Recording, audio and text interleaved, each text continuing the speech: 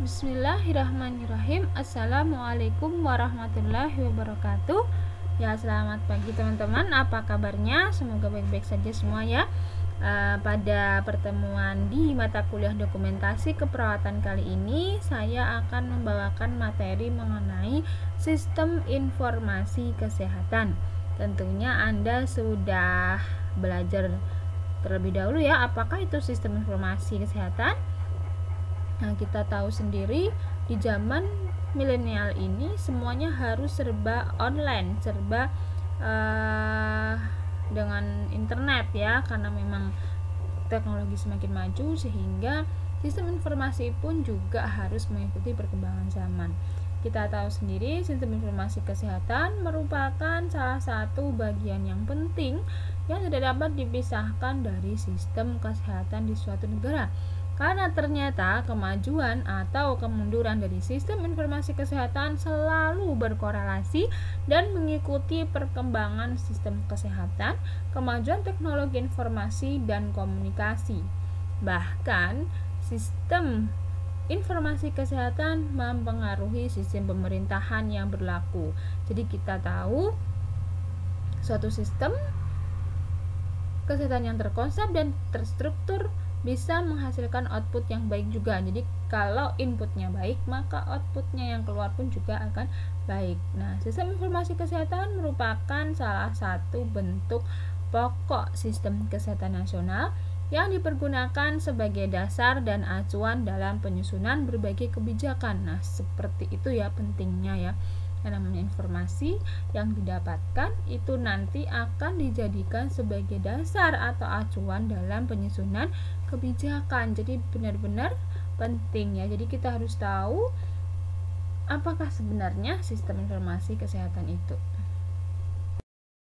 Baik, pada pembahasan kita hari ini akan dibahas, kita akan belajar bersama mengenai apa itu pengertian sistem informasi kesehatan, kemudian bagaimanakah sejarah sistem informasi kesehatan di Indonesia, kemudian kendala atau hambatan atau masalah apa saja yang dihadapi SIK di Indonesia, kemudian bagaimana Siknas di Indonesia, lalu rancangan kerangka kerja Siknas Indonesia seperti apa, dan yang terakhir peraturan sistem informasi kesehatan di Indonesia. Jadi dasar atau apakah yang digunakan sebagai peraturan untuk sistem informasi kesehatan di Indonesia. Baik, sebelumnya kita bahas dulu kenapa sih sistem informasi ini penting. Tadi selain sebagai acuan dan dasar dalam pengambilan kebijakan ya, karena ternyata derajat kesehatan masyarakat ini harus optimal, dan untuk mencapai derajat kesehatan yang baik maka diperlukan atau perlu dikembangkan adanya sistem kesehatan. Salah satunya melalui sistem informasi kesehatan. Nah, kalau ada atau sudah terbentuk dengan baik sistem informasi kesehatan, maka derajat kesehatan akan terbangun secara baik dan selaras. Jadi kalau sistem informasinya sudah bagus, orang itu butuh apa-apa sudah tinggal searching ya. Kita akan tahu data-datanya itu. Kalau kita mau cari data itu kan ke Pusdatin ya, Kemenkes ya, di bawah Kemenkes. Jadi kalau misalnya kita pengen tahu nih datanya lansia, datanya anak stunting, datanya penyakit kanker, nah kalau sudah bagus sistem informasi kesehatannya, maka orang itu bisa mendapatkan info yang akurat dan tepat. Nah, jadi bukan hoax lagi ya, tapi sudah tepat. Hati-hati, sekarang kan banyak sekali berita-berita hoax, apalagi berita tentang yang sekarang sedang booming ya, itu sebenarnya kalau sistem informasi kesehatannya sudah bagus, infonya sudah tepat dan akurat, maka bisa diharapkan masyarakat itu tidak bingung ya, tidak ambigu dengan berita-berita yang beredar sekarang. Nah, kalau sudah dapat info yang akurat dan tepat, maka info tadi bisa dipertanggungjawabkan sehingga bisa dijadikan dasar dalam pengambilan keputusan. Oleh siapa? pengambil keputusan siapa saja itu, yaitu pemerintah, bisa tenaga kesehatan di rumah sakit, di puskesmas, atau oleh masyarakat itu sendiri. Oke, tahukah Anda apakah itu sistem informasi? Jadi sebelum kita ke sistem informasi kesehatan, kita bahas dulu sistem informasi. Jadi sistem informasi itu terbagi menjadi dua kata, yaitu sistem dan informasi. Apakah itu sistem? Sistem adalah kumpulan elemen yang berintegrasi mencapai tujuan tertentu. Jadi kita sudah sering berbicara mengenai sistem ya. Sistemnya seperti ini, sistem di sana seperti ini. Jadi sistem itu adalah kumpulan beberapa elemen yang berhubungan, berintegrasi untuk mencapai tujuan bersama, tujuan tertentu. Kemudian kata yang kedua adalah informasi.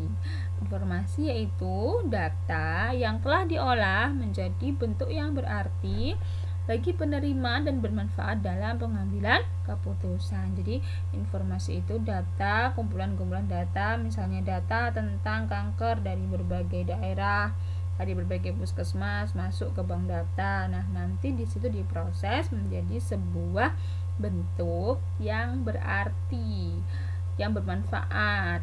Nah, ini informasi tentang stunting, informasi tentang kanker, informasi tentang penyakit gagal ginjal dan sebagainya. Nah, ini akan menjadi sebuah bentuk informasi yang bermanfaat untuk penerima dalam mengambil keputusan. Atau kita bisa kaji arti sistem yang lain. Sistem adalah berasal dari bahasa Latin sistema dan bahasa Yunani sustema, sama artinya ya, suatu kesatuan yang terdiri dari komponen atau elemen yang dihubungkan bersama untuk memudahkan aliran informasi, materi, atau energi untuk mencapai tujuan tertentu. Nah, sistem juga bisa diartikan merupakan seperangkat elemen yang digabungkan satu dengan yang lain untuk tujuan bersama, dan bisa juga dikatakan sistem adalah kumpulan elemen yang terdiri dari manusia, mesin, prosedur, dokumen, data, atau elemen data yang terorganisir. Jadi elemen-elemennya tadi terdiri dari software, hardware gitu ya, kalau kita berbicara tentang komputer ya.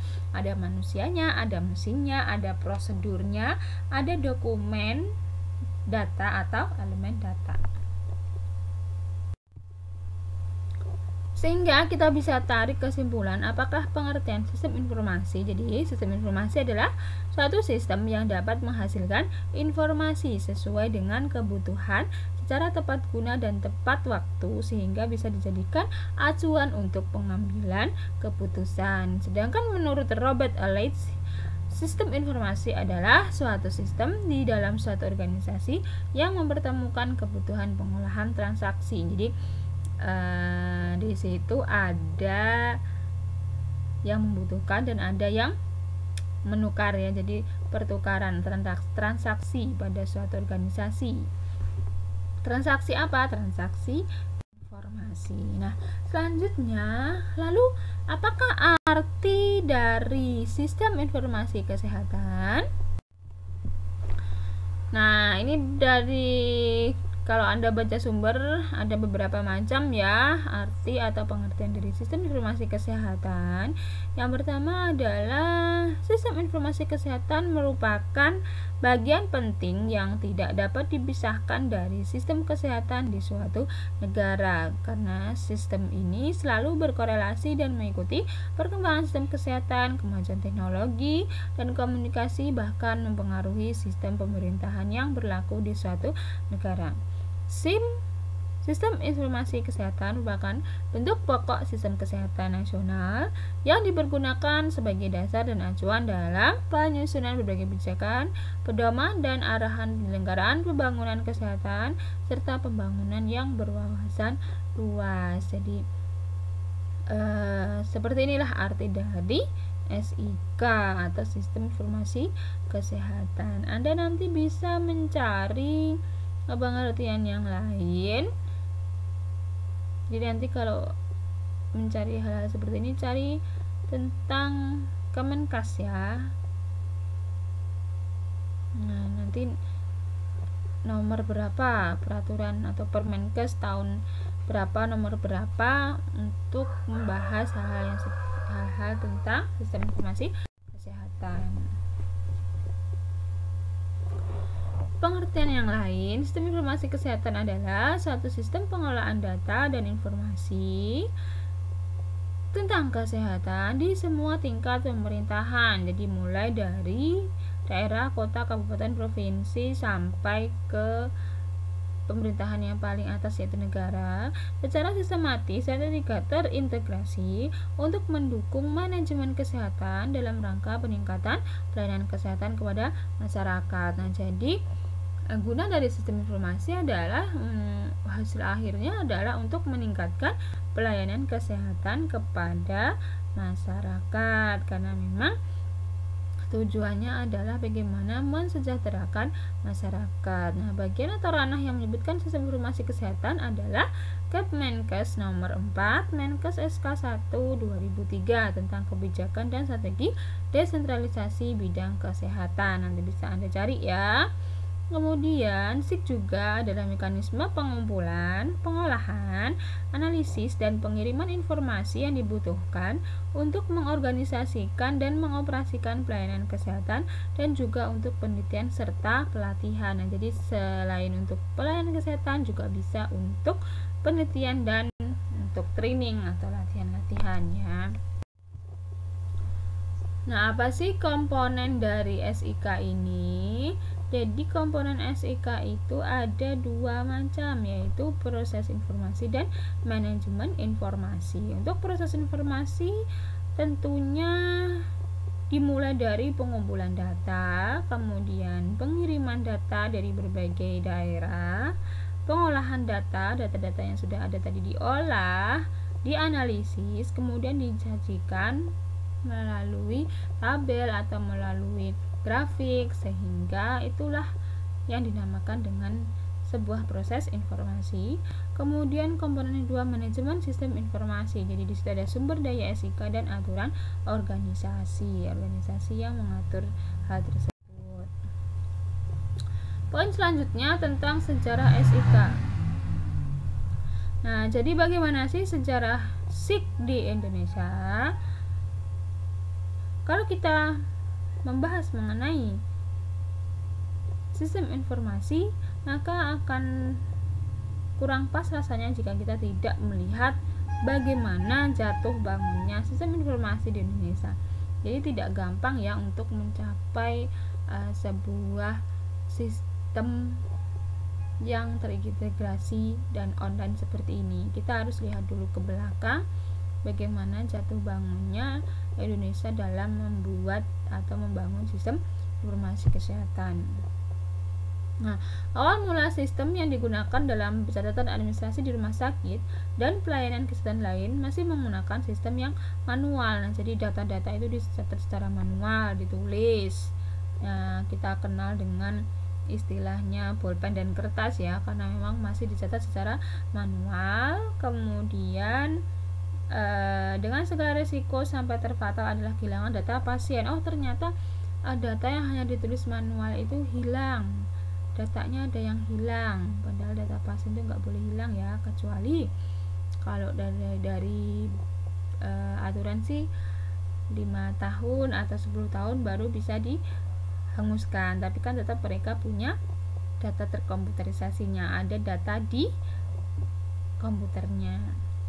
Nah, pada saat awal-awal itu masih manual, sehingga ternyata banyak yang hilang dan tercecer, sehingga seiring berjalannya zaman dan berkembangnya teknologi, Indonesia mulai membuat sistem informasi kesehatan yang terus berkembang. Nah, bagaimana perkembangannya? Perkembangan sistem informasi kesehatan di Indonesia diawali dengan adanya sebuah sistem informasi rumah sakit yang berbasis komputer. Nah, jadi disebut Computer Based Hospital Information System. Jadi sistem informasi ini berkembang awal mulanya dari rumah sakit yang mulai menerapkan sistem informasi dengan berbasis komputer, dan Yang menginventarisasi hal ini adalah Rumah Sakit Husada pada akhir dekade 80-an.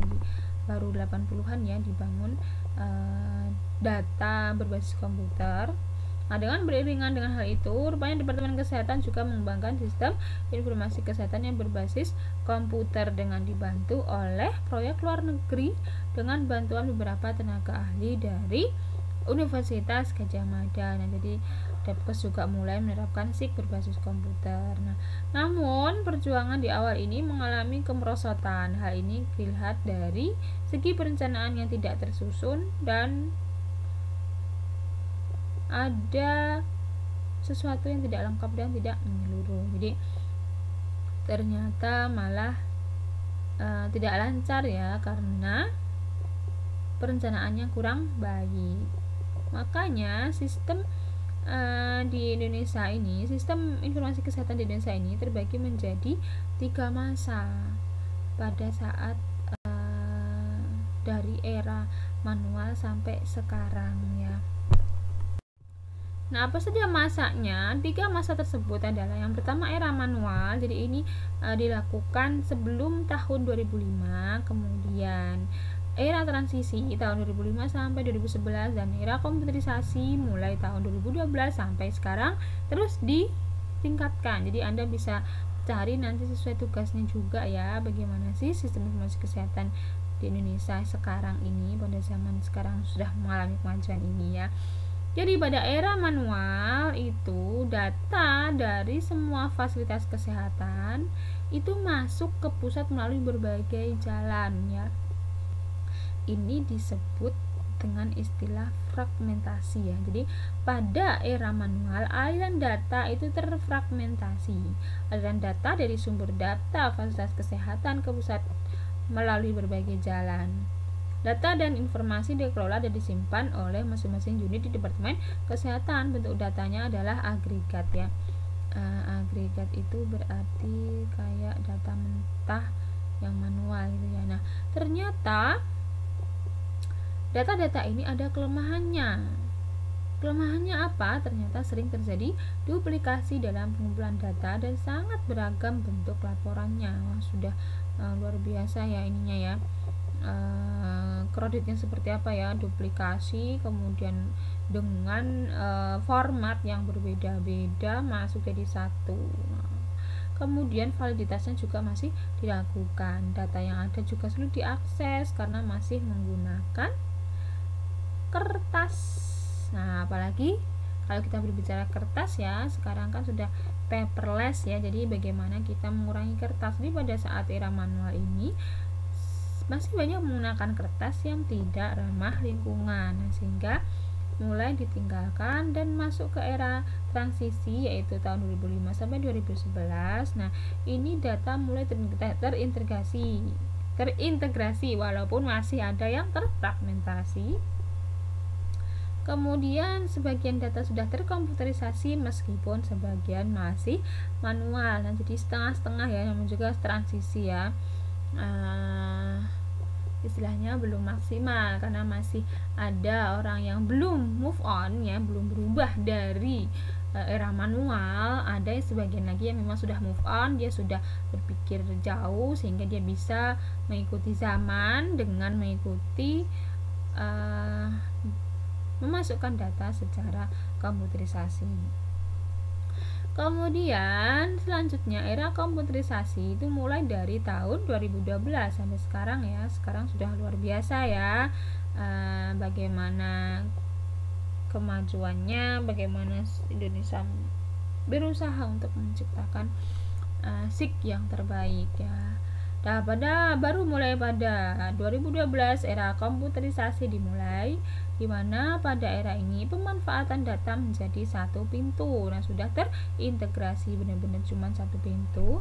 Data yang ada adalah individual, disagregat, dan data dari unit pelayanan kesehatan langsung diunggah ke bank data di pusat e-health. Dan penerapan teknologi mHealth di mana data dapat langsung diunggah ke bank data. Nah, di sini keamanan dan kerahasiaannya terjamin karena memakai secure login. Nah, ini lebih cepat, tepat waktu, dan efisien, yang pasti lebih ramah lingkungan karena paperless, tidak ada lagi yang namanya kertas. Nah, ini kalau kita gambarkan secara sederhana ya, ini yang lama, jadi komunikasi datanya masih terfragmentasi, menuju yang akan diciptakan adalah komunikasi data terintegrasi. Sekarang sudah mulai dilakukan. Di sini bisa kita lihat data dari puskesmas, dari RS masuk ke Dinkes, kemudian Dinkes kabupaten, di provinsi, kemudian dari Ditjen, Pusdatin, kemudian dari badan-badan yang lain masuk ke Dinkes provinsi. Nah, diharapkan semuanya sudah jadi satu pintu, dari puskesmas ke Dinkes ke provinsi, bolak-balik ya, 2 arah, kemudian Pusdatin 2 arah. Nah, ini juga 2 arah, bisa bolak-balik langsung dengan menghilangkan overlaps dan mengakomodasi dalam satu jalur. Ini jalurnya sudah satu saja, tidak banyak seperti ini ya, terfragmentasi dan terintegrasi. Nah, selanjutnya pembahasan kita adalah kendala. Jadi memang SIK ini tidak lancar ya, karena ada beberapa kendala atau hambatan. Yang pertama dari faktor pemerintahan. Ternyata standar SIK itu belum ada sampai sekarang. Standarnya seperti apa yang bagus, kemudian pedomannya belum seragam, belum ada rencana kerja Siknas, dan pengembangan SIK di kabupaten atau kota yang tidak seragam. Jadi pengembangan SIK di daerah belum seragam sehingga menjadi kendala tersendiri di Indonesia. Kemudian fragmentasi, jadi sistem berbeda di semua jenjang administrasi. Kesenjangan aliran data, nah aliran datanya ternyata masih ada kesenjangan. Beban administrasi petugas yang tinggi, jadi lumayan juga ya. Untuk membuat data terkomputerisasi itu membutuhkan waktu, membutuhkan internet, jaringan yang bagus ya, sehingga menambahkan beban administrasi pada petugasnya, serta format pencatatan dan pelaporan yang berbeda dan belum standar. Oke, selanjutnya adalah Siknas ya, model Siknas. Jadi Siknas adalah sistem informasi yang berhubungan dengan sistem-sistem informasi lain, baik secara nasional maupun internasional, dalam rangka kerjasama yang saling menguntungkan. Nah, Siknas ini merupakan bagian dari sistem kesehatan di mana dibangun dari himpunan atau jaringan sistem-sistem informasi kesehatan provinsi dan sistem informasi kesehatan provinsi dari jaringan sistem kabupaten atau kota. Nah, jaringan Siknas ini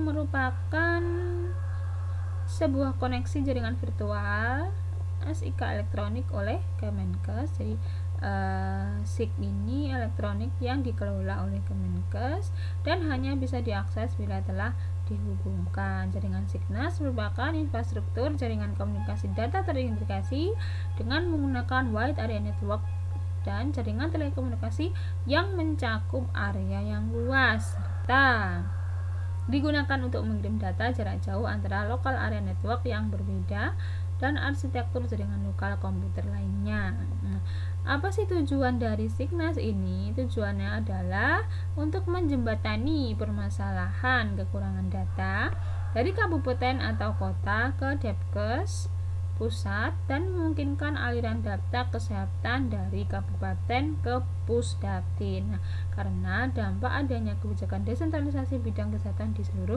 Indonesia, tujuannya untuk menjembatani data yang kurang ya dari kabupaten kota ke Pusdatin dan sebaliknya. Ini contoh alurnya dari SIK nasional ya. Jadi kita bisa lihat di sini dari petugas lapangan, kemudian dari puskesmas, rumah sakit pemerintahan, swasta, poli, ke dinas kesehatan provinsi, ini juga ya provinsi, puskesmas, poli, ke dinas kesehatan kabupaten kota. Nah, ini disimpan dalam satu data di log tadi ya, and secure login. Ini Kemenkes, ini dari institusi entah lain, akademisi donatur, ini Pusdatin di bank datanya. Selanjutnya komponen-komponen model Siknas. Jadi ada 7 komponen. Nah, pada model Sistem Informasi Kesehatan Nasional itu ada 7 komponen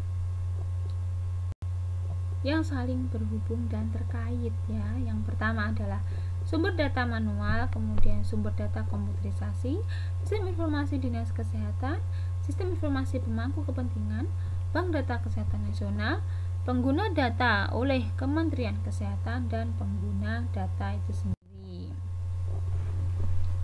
Baik, kita bahas satu persatu dimulai dari sumber data manual. Nah, jadi untuk sumber data manual merupakan kegiatan pengumpulan data dari sumber data yang masih dilakukan secara manual atau secara komputerisasi offline. Jadi masih manual, dan kalaupun dimasukkan ke komputer itu masih offline. Nah, model SIG nasional yang memanfaatkan kemajuan teknologi informasi dan komunikasi masih tetap dapat menampung SIG manual untuk fasilitas kesehatan yang masih mempunyai keterbatasan infrastruktur. Jadi ini berlaku untuk fasilitas kesehatan yang masih terbatas. Misalnya apa? Aliran listriknya terbatas, komputernya masih terbatas, apalagi jaringan internet. Kan tidak semuanya itu bisa istilahnya mempersiapkan atau menyediakan jaringan internet yang lancar. Kemudian pencatatan, penyimpanan, dan pelaporan berbasis kertas. Laporan berupa data atau rekapan agregat ke Dinkes atau kabupaten kota, setelah bagian terkomputerisasi offline, laporan dikirim secara soft copy.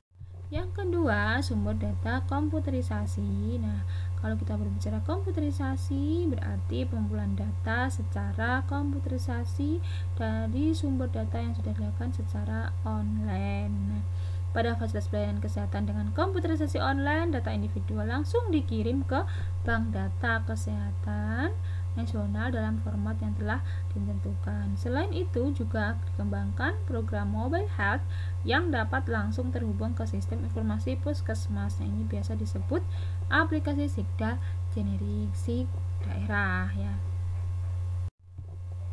Yang ketiga, sistem informasi Dinkes. Jadi SIG yang dikelola Dinkes kabupaten atau kota dan provinsi.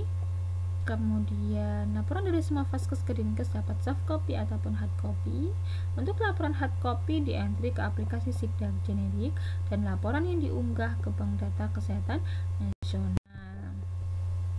Yang keempat, sistem informasi pemangku kepentingan. Nah, ini adalah sistem informasi yang dikelola oleh pemangku kepentingan terkait kesehatan. Nah, mekanisme pertukaran data terkait kesehatan dengan pemangku kepentingan di semua tingkatan dilakukan dengan mekanisme yang sudah disepakati. Yang kelima, Bank Data Kesehatan Nasional. Bank Data Kesehatan Nasional selanjutnya akan mencakup semua data kesehatan dari sumber data. Oleh karena itu, unit-unit program tidak perlu lagi melakukan pengumpulan data langsung ke sumber data karena sudah ada Bank Data Kesehatan Nasional. Pengguna data oleh Kementerian Kesehatan. Nah, data kesehatan yang sudah diterima di Bank Data Kesehatan Nasional dapat dimanfaatkan oleh semua unit-unit program di Kementerian Kesehatan dan UPT-nya serta Dinas Kesehatan dan UPTD-nya. Kalau sudah ada Bank data tadi bisa langsung digunakan oleh Kemenkes dan UPT serta Dinas Kesehatan dan UPTP-nya. Yang ketujuh, pengguna data. Jadi pengguna data itu berarti semua pemangku kepentingan yang tidak atau belum memiliki sistem informasi sendiri, serta masyarakat yang membutuhkan informasi kesehatan dapat mengakses informasi yang dibutuhkan dari Bank Data Kesehatan Nasional melalui website Kementerian Kesehatan. Contohnya kita ya, kalau membutuhkan data kita bisa langsung mengakses website Kemenkes. Nah, langsung diakses, nanti kita bisa langsung mendapatkan data yang diperlukan. Selanjutnya, kerangka kerja Signas di Indonesia. Nah, ini untuk rancangan kerangka kerjanya. Di sini ada evaluasi SIG, di mana yang paling penting adalah komponen dan standar SIG-nya, melalui pengelolaan SIG-nya, indikatornya bagaimana, sumber datanya sudah ada belum, manajemennya bagaimana, sumber dayanya seperti apa, pengembangannya bagaimana, pemanfaatan dan diseminasi. Kemudian kalau sudah ada, kita selalu melakukan isu-isu strategis dan analisis SWOT, strength, weak gitu ya, weakness, opportunity itu ya. Kemudian perkembangan dan masalahnya seperti apa, ini perlu dibina, dimonitoring, dievaluasi. Nah, ini akan ada misi, strategi, dan kegiatan penguatan SIK. Nah, visi SIK-nya adalah terwujudnya sistem informasi kesehatan terintegrasi pada tahun 2014 yang mampu mendukung proses pembangunan kesehatan dalam menuju masyarakat sehat dan berkeadilan.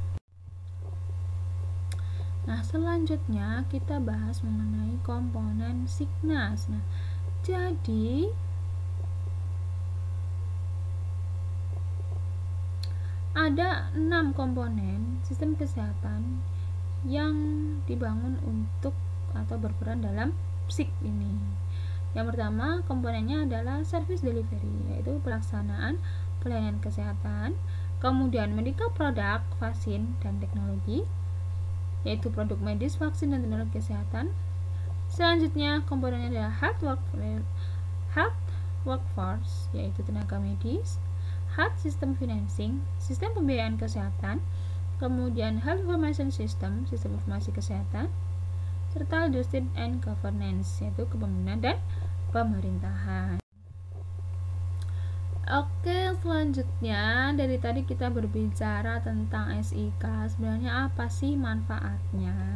Jadi SIK itu ada atau memiliki beberapa manfaat. Yang pertama adalah mendukung manajemen kesehatan. Nah, kalau SIK-nya bagus, maka manajemen kesehatannya pun juga akan lancar ya, bagus. Kemudian mengidentifikasi masalah dan kebutuhan. Jadi SIK ini karena dia data dan informasi, ini bermanfaat sekali untuk identifikasi masalah dan kebutuhan di masyarakat. Nah, misalnya kok banyak sekali stunting, berarti kita masalah stunting masih banyak, kita perlu apa nih untuk mencegahnya. Masalah kematian ibu dan bayi masih tinggi. Nah, ini merupakan suatu sumber informasi yang penting untuk mencari masalah dan menyelesaikannya. Kemudian yang ketiga, mengintervensi masalah kesehatan berdasarkan prioritas. Nah, jadi kalau sudah kita tahu datanya, yang paling prioritas sekarang itu adalah angka kematian ibu dan bayi, berarti kita perlu melakukan intervensi apa untuk menyelesaikan masalah tersebut. Nah, kalau informasinya tepat, kemudian intervensinya tepat, maka diharapkan masalah-masalah kesehatan di Indonesia bisa diatasi. Itu sangat bermanfaatnya SIK ya. Kemudian pembuatan keputusan dan pengambilan kebijakan kesehatan berdasarkan bukti, mengalokasikan sumber daya secara optimal, membantu peningkatan efektivitas dan efisiensi, serta membantu penilaian transparansi. Ini manfaat-manfaat dari SIK. Pembahasan yang terakhir mengenai peraturan SIK ya.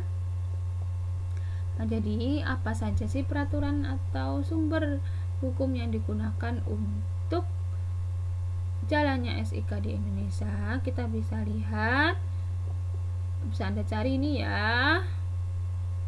Kalau sudah dicari, nanti dicantumkan itu di forum diskusi, biar forum diskusinya itu aktif ya. Saya juga menilai dari forum diskusi. Jadi untuk sumber datanya, sumber hukumnya, yang pertama Undang-Undang 45 Pasal 28. Nah, di sini kalau Anda lihat itu akan berbunyi setiap orang berhak untuk berkomunikasi dan memperoleh informasi untuk mengembangkan pribadi dan lingkungan sosialnya, serta berhak untuk mencari, memperoleh, memiliki, menyimpan, mengolah, dan menyampaikan informasi dengan menggunakan segala jenis saluran yang tersedia. Jadi memang dalam undang-undang tersebut, pasal tersebut, setiap orang berhak untuk berkomunikasi dan memperoleh informasi. Selanjutnya, peraturannya yang lain adalah peraturan tentang sistem informasi kesehatan menurut keputusan Menteri Kesehatan UU nomor 36 tahun 2009 tentang kesehatan disebutkan bahwa untuk menyelenggarakan upaya kesehatan yang efektif dan efisien diperlukan informasi kesehatan yang bisa dilakukan melalui sistem informasi dan melalui lintas sektor. Di dalam undang-undang ini dinyatakan pula bahwa ketentuan lebih lanjut mengenai SIK diatur dengan peraturan pemerintah. Nah, peraturan pemerintah apa yang bisa kita lihat lagi? Peraturan Menteri Kesehatan nomor 1144 Menkes per 7/2010 tentang organisasi dan tata kerja Kementerian Kesehatan yang mengamanatkan Pusat Data dan Informasi sebagai pelaksana tugas Kementerian Kesehatan di bidang data dan informasi kesehatan. Maka Pusdatin sebagai sekretariat SIK melakukan inisiatif penyusunan regulasi dan standar SIK berupa rancangan peraturan pemerintah dan NSPK, yaitu panduan roadmap rencana aksi penguatan SIK. Nah, jadi Pusdatin sebagai pelaksana tugas Kemenkes bidang data bertugas membuat roadmap. Kemudian yang terakhir tentang keputusan Menteri Kesehatan nomor 805 Menkes SK 4/2011 telah dibentuk komite ahli dan tim perumus penyusunan peraturan pemerintah, pedoman dan roadmap sistem informasi kesehatan. Jadi komite ahli dan tim perumus ini merupakan para ahli ya. Jadi para ahli yang memang dibentuk yang berasal dari berbagai institusi yang mempunyai kaitan dan peran dalam sistem informasi kesehatan.